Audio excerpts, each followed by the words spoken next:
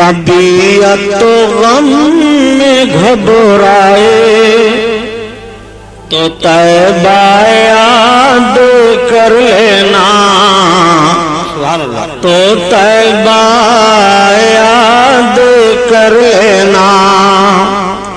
طبیعت تو غم میں گھبرائے تو طیبہ یاد کر لینا، تو طیبہ یاد کر لینا۔ طبیعت تو غم میں گھبرائے تو طیبہ یاد کر لینا، کوئی مشکل مقام آئے تو طیبہ یاد کر لینا، تو طیبہ یاد کر لینا۔ کوئی مشکل مقام آئے تو طیبہ یاد کر لینا، تو طیبہ یاد کر لینا۔ خزاں کے بعد جب ہریالی پھیلے سرخیاں پھوٹیں، خزاں کے بعد جب ہریالی پھیلے سرخیاں پھوٹیں، کوئی غنچہ چٹک جائے تو طیبہ یاد کر لینا، تو طیبہ یاد کر لینا۔ کوئی مشکل مقام آئے تو طیبہ یاد کر لینا، تو طیبہ یاد کر لینا۔ زمین پیاسی ہو جھل سے جا رہے ہوں کھیت کے پودے، زمین پیاسی ہو جھل سے جا رہے ہوں کھیت کے پودے، زمین پیاسی ہو جھل سے جا رہے ہوں کھیت کے پودے، اگر پانی برس جائے تو طیبہ یاد کر لینا، تو طیبہ یاد کر لینا۔ کس شان سے حسان بولے، فدائے حامل قرآن بولے، غلام موتی ایمان بولے، وہ نکتہ رس دقیقہ دان بولے، ادب کا مطلع تابان بولے، وَأَحْسَنُ مِنْكَ لَمْ تَرَقَّتُ عَيْنِي وَأَجْمَلُ مِنْكَ لَمْ تَلِدِ النِّسَاءُ خُلِقْتَ مُبَرَّعًا مِنْ كُلِّ عَيْبٍ كَأَنَّكَ قَدْ خُلِقْتَ كَمَا تَشَاءُ۔ ہزار بار بشویم دہن سے مشکو گلاب، ہنوز نام تو گفتن کمال بے ادبیست۔ حضرات، آج سے 1421 برس کا جائزہ لیا جائے کہ اس دنیا میں اس سے پہلے بھی انسانوں کی کمی نہیں تھی۔ دنیا کے گوشے گوشے میں ابن آدم پائے جا رہے تھے، کوئی ایسا خطہ اور چپا نہیں تھا کہ جہاں پر انسان آباد نہ ہو۔ یہ انسان بجائے ایک معبود حقیقی کی عبادت کرنے کے نہ جانے کتنے معبودان باطل کی پرستش میں مبتلا تھے۔ یہ انسان اپنے معبود کی عبادت کرنے کے بجائے جب سویرے سویرے اگتے ہوئے سورج پر اس کی نظر پڑتی تو سورج کی شعاعوں کو دیکھ کر اس کے سامنے اپنی پیشانی کو جھکا دیتا، اور جب سورج ڈوب جاتا رات کی تاریکی میں چاند کی چاندنی پھیلتی تو یہ انسان کہتا ہے یہ چاند تو میرا معبود ہے۔ جب یہ سمندر کے کنارے سمندر کی لہروں کو دیکھتا تو کہتا تو میرا معبود ہے۔ جب بڑے بڑے پہاڑ کے ٹیلوں پر اس کی نگاہ جاتی تو کہتا تو میرا معبود ہے۔ جب یہ آگ کے شعلوں پر نگاہ ڈالتا تو کہتا تو میرا معبود ہے۔ جب یہ ہرے بھرے لہلہاتے پودوں کو دیکھتا تو کہتا تو میرا معبود ہے۔ عربستان سے لے کر کے और हिंदुस्तान तक कुफ्र और गुमराही के बादल छाए हुए थे। बल्कि जिस मुल्क में हम और आबाद हैं, इस हिंदुस्तान में 32 करोड़ माबूदाने बातिल की इबादत हो रही थी।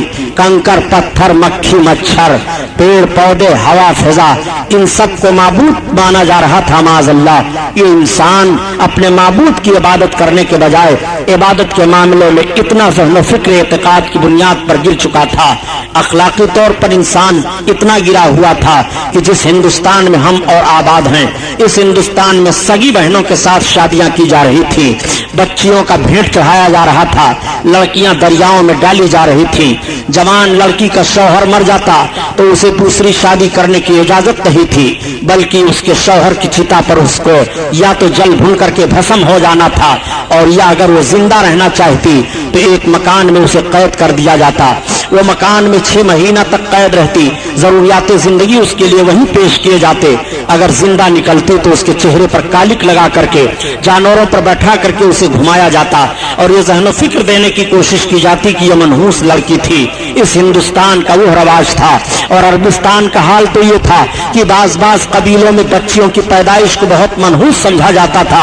अगर बच्ची पैदा हो जाती तो बाप माँ की गोद से उसको छीन लेता था, और छीनने के बाद ले जाता एक मैदान में गड्ढा खोद करके बाप अपनी बच्ची को वहीं सुला देता और अपने कदम को उसके गले पर रख करके दबाता, उसकी जबान निकल आती, वो बच्ची चीख मारती, बाप के आंखों में आंखें मिलाती, मगर बाप के आंखों से आंसू गिरने के बजाय खून टपकने लगते, उसके माथों पर गुस्सा से पसीना आ जाता। वो जालिम बाप अपने जालिम हाथ से उस बच्ची को जिंदा दरगोर कर दिया करता था। ये हमें तारीख बता रही है। इंसान इस भयानक माहौल में मुब्तला था कि शराफत व तकद्दुस के साथ जीवन बिताने के लिए सब तरस रहे थे। अगर कोई बच्चा यतीम हो जाता तो बजाय उस बच्चा की परवरिश करने के उसकी सारी जायदाद पर नाजायज कब्जा कर लिया जाता और उस बच्चे को गुलाम बना लिया जाता था। गुलामी की जंजीर में वो बच्चा जकड़ दिया जाता। औरतें सिसकियां ले रही थी, समाज में उनको जीने का कोई हक नहीं था। एक अमीर गरीब को सताता था, एक नौजवान गुलामी की जंजीरों में जकड़ा हुआ अपने जीवन को बिताने के लिए आजादी के साथ तरस रहा था। ये माहौल जिंदगी का पाया जा रहा था। इंसान दौलत होते हुए भी नाखुशगवार माहौल में अपनी जिंदगी को गुजारता हुआ दिखाई दे रहा था। औरतें आहें ले रही थी, बच्चियां सिसकियां ले लेकर के जान जाने आफरी के सपुर्द कर देती थी। इंसान चैन सुकून के साथ अपने जीवन को नहीं बिता पा रहा था। शराबखोरी की आदत तो इस तरह से पड़ गई थी कि लुकमा लुकमा पर शराब की आदत पड़ी हुई थी। शराब पी करके अपनी जरूरियात जिंदगी में मुब्तला हुआ करते थे और जिना करना अपने लिए अपने आप को बहादुरी का काम समझते थे। माज़अल्लाह, बुराइयों का भी बेशुमार माहौल था, बेहयाइयां फैली हुई थी। एक माबूद की इबादत करने के न जाने कितने माबूदाने बातिल माज़अल्लाह पूजे जा रहे थे। हजरत ईसा पैगंबर अलैहिस्सलातु तस्लीम ने एक माबूद की इबादत का हुक्म दिया था और नस्र फरमाया था। तालीम ईसवी को करीब 500 बरस का अरसा गुजर चुका था, मगर बजाय एक माबूद हकीकी की इबादत करने के 3 माबूदों के माज़अल्लाह कायल हो गए थे। खुद हजरत ईसा पैगंबर अलैहिस्सलाम को खुदा का बेटा कह दिया था, उनकी माँ को खुदा की बीवी बना दिया था। माज़अल्लाह, तस्लीस के कायल होकर के हजरत ईसा अलैहिस्सलाम के पैगाम में इंटरफियर कर दिया था। ये माहौल दुनिया का पाया जा रहा था।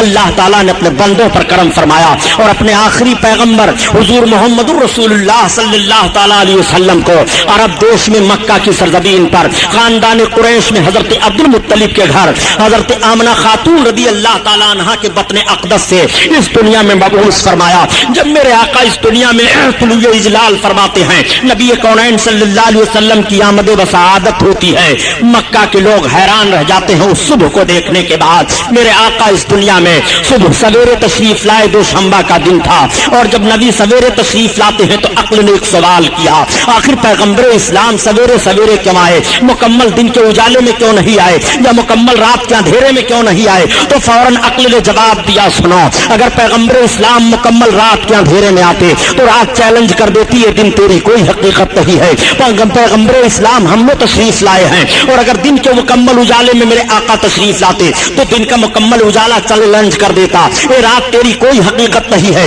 नबी आखिर ज़मा मुझ में तशरीफ लाए हैं, मेरे आका सवेरे सवेरे ऐसे वक्त में तशरीफ ला रहे हैं कि दिन का उजाला आते आते चेहरे मुस्तफा की जियारत कर ले और रात का अंधेरा जाते जाते रुखे मुस्तफा की जियारत कर ले। ऐसे माहौल में हुजूर मोहम्मद रसूलुल्लाह सल्लल्लाहु तआला अलैहि वसल्लम तुलूए इजलाल फरमाते हैं मक्का की सरजमीन पर। और जब मेरे आका सवेरे सवेरे मक्का की सरजमीन पर तशरीफ लाए तो मक्का की गलियां महक रही हैं, मक्का की हवा फिजा महक रही है, मक्का के दरो दीवार महक रहे हैं, मक्का की शाहराहें महक रही हैं, मक्का की वादियां महक रही हैं, मक्का की पहाड़ियां महक रही हैं, हर तरफ से खुशबू आ रही है, हर तरफ एक अजीब समा बधा हुआ है। मेरे आका सवेरे सवेरे तशरीफ लाए हैं, एक अजीब इनकलाब मक्का में बरपा हुआ। सारे सरदारान मक्का जब सवेरे सवेरे सो करके उठते हैं और आकर के हरम शरीफ के सामने इकट्ठा होते हैं तो आपस में बातचीत शुरू हो जाती है। कोई कह रहा है आज मेरा घर महक रहा है, कोई कह रहा है आज मेरे घर पर बीमार मेरा बाप था बिला दवा के अच्छा हो गया है, कोई कह रहा है अभी अभी सवेरे मैंने अपने जानवरों का जायजा लिया तो जो जानवर दूध नहीं दे रहे थे उनके भी थन दूध से भरे दिखाई दे रहे हैं। कोई कह रहा है अभी अभी सवेरे सवेरे मैंने अपने